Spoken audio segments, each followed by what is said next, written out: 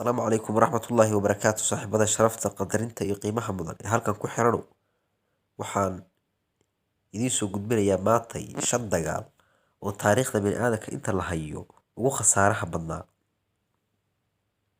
Dagaalka koowaad waa dagaalkii labaad ee dunida. Dagaalkii labaad ee dunida waxa uu ahaa dagaalkii ugu qaraaraa taariikhda aadamaha inta la hayo. Wuxuu ahaa dagaal ay bini'aadam fara badan noloshooda ku waayeen.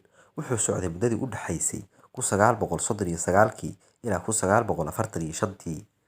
Dagaalku wuxuu socday 6 sano iyo 1 maalin. Waa muddo aad u dheer.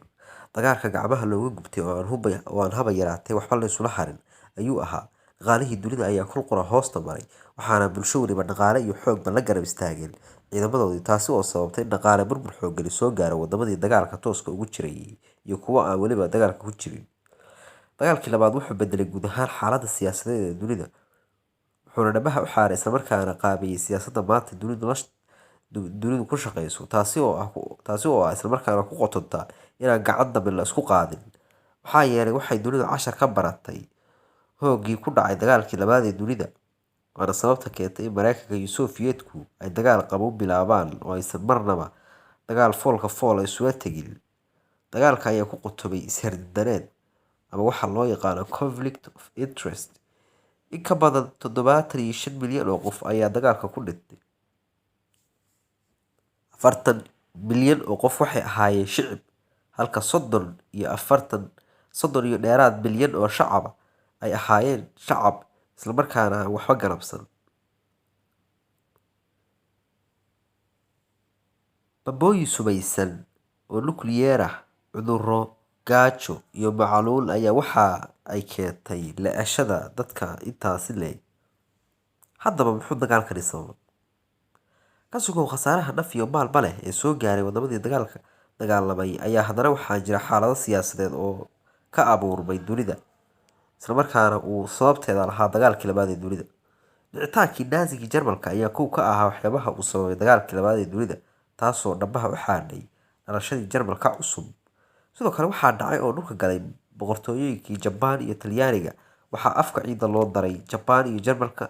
Sidoo kale waxaa aasaasmay Jamhuuriyadda Talyaaniga. Waxaa la soo galay xilligii qunbulada nukliyeerka. Dal walba waxa uu fahmay in harashada nukliyeerku ay muhiim u tahay si uu saameyn dunida ugu yeesho, mid gobol iyo mid caalami, tii ay doontaba ha noqotee, amaba uu isaga ilaaliyo quwadaha waaweyn oo uu u noolaado. Waxaa sidaas ku burburay golihii la oran jiray League of Nations 1920kii la aasaasay. Taas beddelkeeda waxaa la aasaasay Qaramada Midoobay ama Beesha Caalamka United Nations 26 bishii Juun sanadkii 1945, 74 sano ka hor.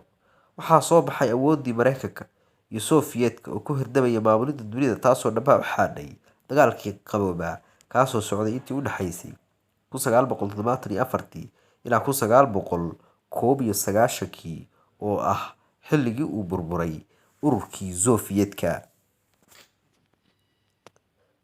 Dagaalka labaad waa dagaalkii koowaad ee dunida. Dagaalkii koowaad ee dunidu waxaa sidoo kale loo yaqaanaa The Great War ama dagaalkii weynaa. Wuxuu bilowday 1914 wuxuuna dhammaaday 1918. Wuxuu ahaa dagaal aad u qaraar. Waxaa ku dhintay in ka badan 17 milyan oo shacab ama qof. Dadka dagaalkaasi ku dhintay waxay ka badan yihiin dadka Soomaalida ah ee dunida maanta ku nool. Waxaa dagaalkan ku guuleystay Ingiriiska, Faransiiska iyo Ruushka iyo Jarmalka oo isku nooc ahaa. Dagaalkan ayaa ku bilowday Yurub wuxuuna ku faafay guud ahaan dunida. Waxaa dagaalkan uu saameyn weyn ku yeeshay nolosha aadamaha dunida.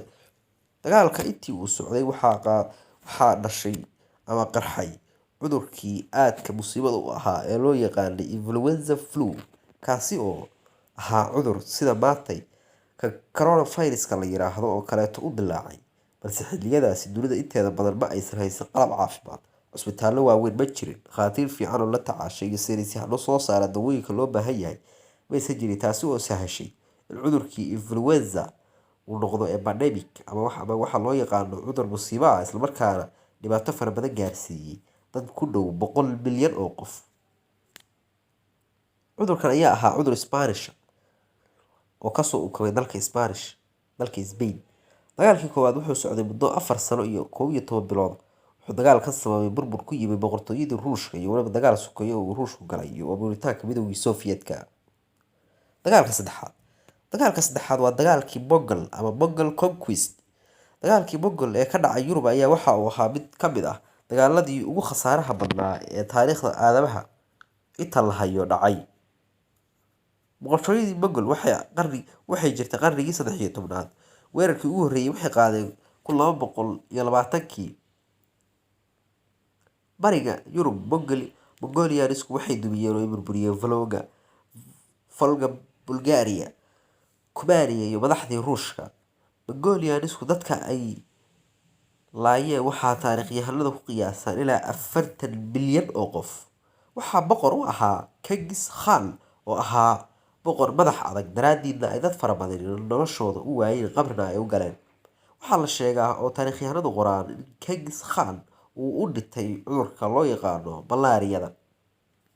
Dagaalkii afraad ee aynu soo qaadanayno waa dagaalka Manchu ee Shiinaha ka dhacay. Dagaal lagu hoobtay oo maato iyo miskiin ku leeday ayuu ahaa. Dagaalkan ayaa u dhexeeyay boqortooyooyinkii Qing Dynasty oo ay aasaaseen qabiilka la yiraahdo Manchu kuwaas oo dega waqooyi bari Shiinaha, iyo Ming Dynasty iyo sidoo kale jabhado hubaysnaa oo iyaguna Shiineys ah kuwaas oo dagaalka ku jiray. Dagaalka ayaa socday muddo ka badan 60 sano. Qarnigii 17aad ayuu bilowday. Waxaa dagaalka ku naf waayay in ka badan 25 milyan oo qof, waxaana dusha sare maray oo Shiinaha xukumay boqortooyadii Qing Dynasty ilaa iyo bilowgii qarnigii 20aad oo la aasaasay Jamhuuriyadda Shiinaha ayay boqortooyadii Qing Dynasty xukumaysay Shiinaha. Dagaalka shanaad ee soo qaadanayna waa dagaalkii Napoleonic War ama dagaalkii Napoleonic. Dagaaladii Napoleonic waxay ahaayeen dagaallo taxane ah kuwaas oo dhacay xilligii Faransiiska uu xukumayay Napoleon Bonaparte. Dagaalku wuxuu bilowday xilligii uu dhammaaday kacdoonkii Faransiiska isla markaana uu Napoleon Bonaparte noqday ninka ugu awoodda badan Faransiiska. Sanadkii 1799 dagaal ayaa Ingiriiska iyo Faransiiska ka dhex dillaacay sanadkii 1803. Dagaalkan ayaa yimid kadib markii uu dhammaaday heshiiskii Amiens ee 1802 la gaaray. Wuxuu socday dagaalku in ka badan 12 sano oo xiriir ah. Dagaalka ayaa sababta inay dhacdo boqortooyadii ugu horreysay ee Faransiiska, British oo noqotay awood culus, iyo Prussia oo la mid ah iyaduna noqotay awood aad u weyn.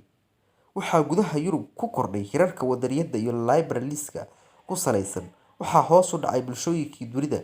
Waxaa hoos u dhacay bulshooyinka adduunka. Waxaa dagaalkaas ku baxay ama ku dhintay in ka badan 3 bilyan oo qof. Intaas ayaa kusoo gabagabeynaya saaxiibada qaaliga ah. Barnaamijkan mid lamid inta ku kulmeynona waxaan idinkaga tegayaa Nabadiina.